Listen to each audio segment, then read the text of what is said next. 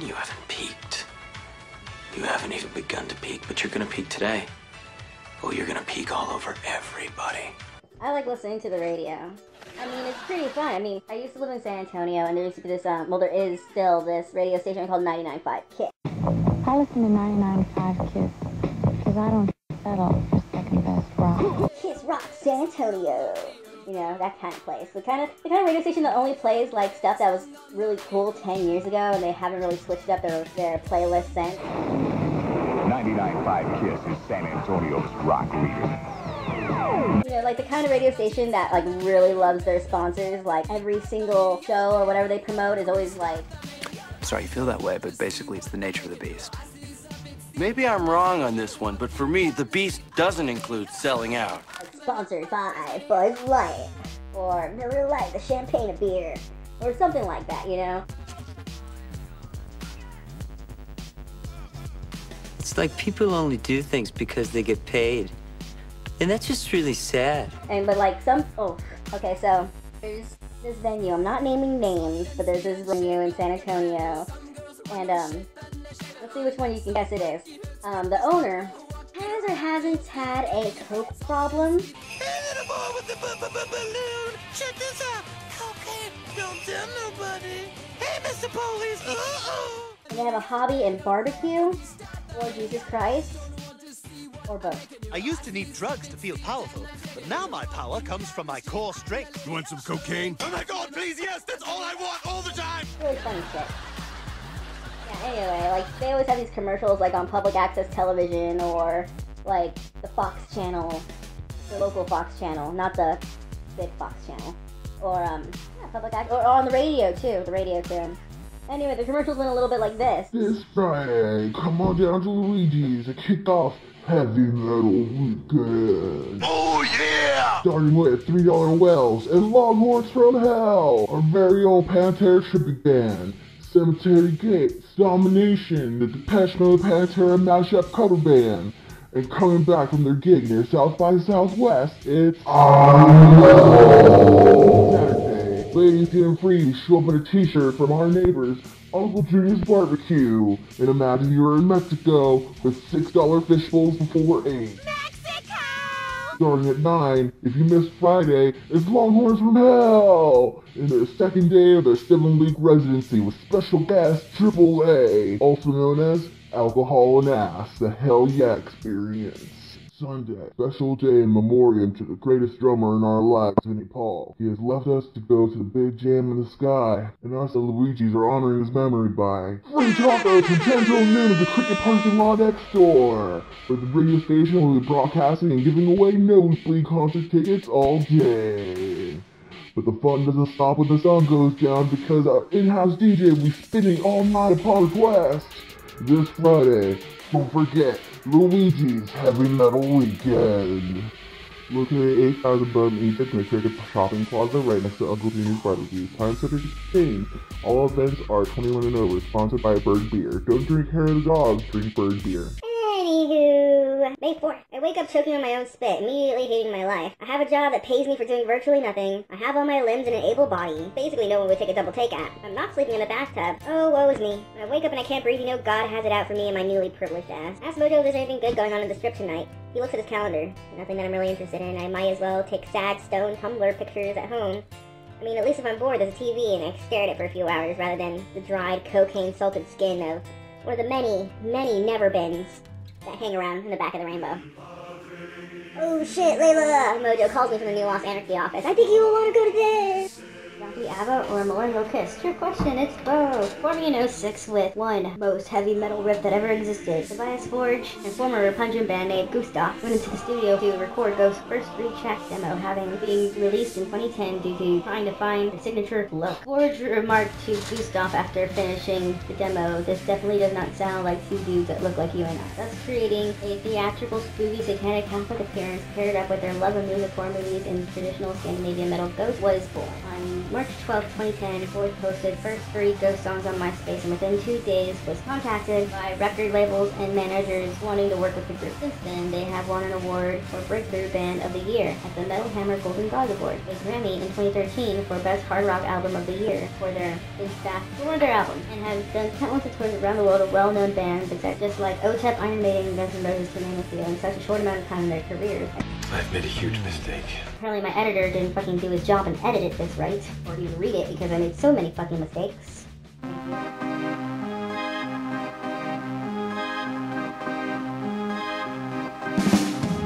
First initial impressions on this album Prequel was, oh wow, this is different, unlike the rest of their short discography when they would rely heavily on organs that would come to associate with 70s rock or disco. Tobias created more of a White Snake or Dawkins sound to this album, with high-pitched vocals and clean guitar solos. You wanna clean the slate as much as I do. Much like the new singer, Cardinal Copia. It's refreshing, and I'm sure the fans appreciate the change of pace this band is headed. No one lifestyle band, let alone theatrical bands, would do the same thing in every album. Ghost is a unique band, to say the absolute least. Of course, being theatrical, there has to be some sense of amenity with the characters. Tobias doesn't want to break the magic when it comes to the theme. They are a satanic equivalent to the Catholic Church, complete with a Pope frontman, and now recently Cardinal. They've had 4 singers so far, all played by the same guy, Papa and Emeritus. The first, second, third, and Cardinal all have been played by Tobias Ford with different faces. Isn't that awesome? And a lot of people don't know this until some controversy came out about his former members suing him for money they never received. He didn't pay up, so they released his picture to the world. Those fans still think it's pretty cool that he was behind all those voices and personalities. He's backed by, at first, monks in robes and masks called Nameless Rules. They kept the name, but ditched the whole monk getup and donned fitted black suits with silver demonic masks. They have recently created female ghouls called Goulette and Papa Neil on saxophone, where you can hear his chops on track number 5. Overall theme has to do more with death than Satan. Tobias has noted saying that the album is basically about the Black Plague, tying in with their tour name, a pale horse named Death. I happen to enjoy this album very much. If you read this in the newest mag, I'll say eerie much, because it just brings me back to a day when I first picked up the Satanic Bible in freshman in high school, thinking that it was so edgy. I teased my hair and I walked around looking like a poison reject. I'm edgy as fuck! It's a well put together album, but within my personal opinion, it's best to listen on vinyl. Otherwise, track 5 might seem a little off. Listen to the whole album first online, then go get track 5. And then get to track 5. Sounds like an ending song, right? Well, that's because it is. It's an ending song to side A, then it starts off in side B with a fresh Dance Macabre. The extreme always seems to make an impression. Think about Dance Macabre. This is a Kiss-sounding song, something that you can really jam to in the back of a Hemi or in a Trans Am. Sing it, Denim Jack. I only like Kiss when I'm stoned, but this is a fantastic piece of work that can be enjoyed with or without narcotics. Last is their second song off the album. After that god-awful intro track of children singing Ring Around the Rosie. I mean, I get it. The album is about the Pope.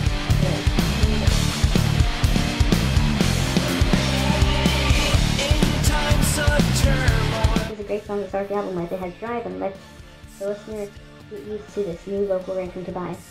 The video gave Tobias as Party C an adequate introduction into the fan base. I can't really say much else of the song, to be honest, but I'd rather have track 5 and 2 switch, but then the story wouldn't really make sense in that case. All in all, I'll give this album a 6 out of 10. If you're going to get into Ghost, I suggest listening to songs instead of albums. I've made a huge mistake. Shut up and get to the point! Turns out, Ghost is doing a pop-up show at the Roxy and is selling tickets for $6.66. I really need to go to this, I thought to myself. But the concert starts at 9 and I get off at 9, so I tell Mojo that I won't be able to go and I'm shit out of luck.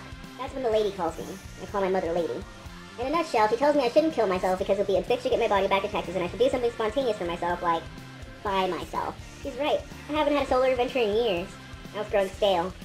I called into work saying I was sick or some shit and I bought a train ticket to LA. The train was nice, but I had to half-ass my makeup in a rush so my face would look somewhat decent while it was melting off, standing in what was expected to be a long fucking line. Expectations granted, my bus stop was exactly at the end of the line, and I stand there for a few minutes, only to get a sweaty nun telling everyone that the tickets were sold out, but you could still spend $40 on a t-shirt upstairs. Fuck this, I thought to myself. I'm just gonna go entertain myself at the Rainbow. The usual mix of local rockers and tourists were there, plus some people in line with me who didn't get tickets. The Magliari family were there too, their newest addition as well, celebrating the life of Mario Magliari, who passed away that day last year. He will always be missed in the hearts and minds of his friends and family.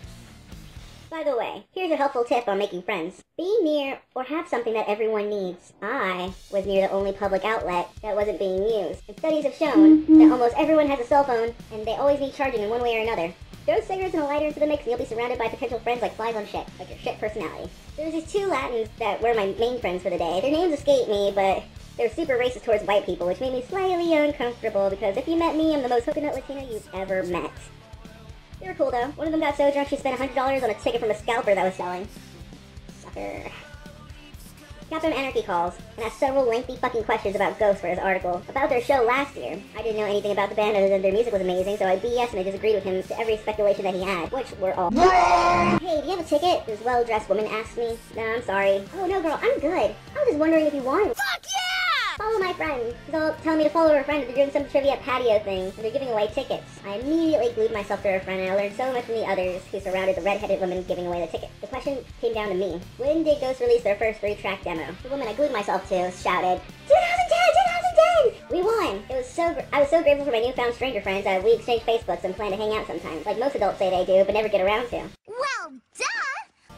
The excitement rose within my body that quickly turned to anger when the news of only 200 tickets were sold to the public out of 500. Turns out the majority of those tickets were reserved for celebrity VIP, who I don't even think showed up. Oh well, I had a ticket and that's all that mattered. And then what happened? Around 8, I ran into line and prayed for the dark forces that nothing would hiccup, like if max capacity right when I get to the door or something. That wasn't the case, but imagine if it was. Ha ha ha ha. I got inside and I waited, and I waited, and I waited for what it seemed like days when finally I was rubbernecking over the shoulders of this frat boy whose phone was watching the band on Instagram, streaming a video of the limo that the band was in, being escorted by motorcycle nuns on their way to the Roxy. Needless to say, it was epic upon their final arrival. Incense and Misere Medu. I think I butchered the name of that song. But you know it from that one viral video of that choir boy, from Helium? That song. That song was playing. Enveloped my senses. Witnessing Ghost is truly a religious experience. The Roxy was not just a venue, but a dark cathedral filled to the brim with sweaty, writhing bodies, hoping to spill a stranger's beer on them to relieve them from the heat. And when it came too much to bear, the curtains slowly part. And one by one, the nameless ghouls took their instruments. The audience applauded.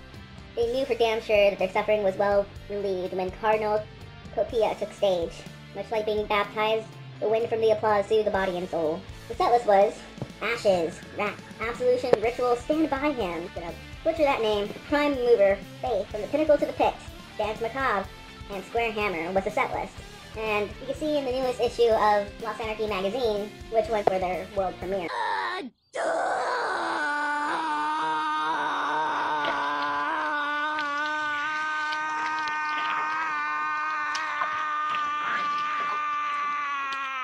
Anywho, if you made it this far, congratulations. I've made a huge mistake. Ghost AD, a Ghost tribute band. Yes. Band's not even 10 years old, they already have a fucking tribute band. I kind of like them, they were pretty good. I mean, to be honest, or should I? They sounded a little sloppy. People were walking out. And it was sad to see because I love Ghost, and this band had really great potential. But that's the thing, they're not reaching up to their full potential. A lot more can be done, and I look forward to seeing improvements in the future. Nag, nag, nag, nag, nag! You ain't nothing. This is Layla. Out. Goodbye. Babe, wait. Babe, wait. Babe, wait. Babe! Babe, wait! Babe! Babe! Babe! Babe, wait! Babe, no! Babe, no!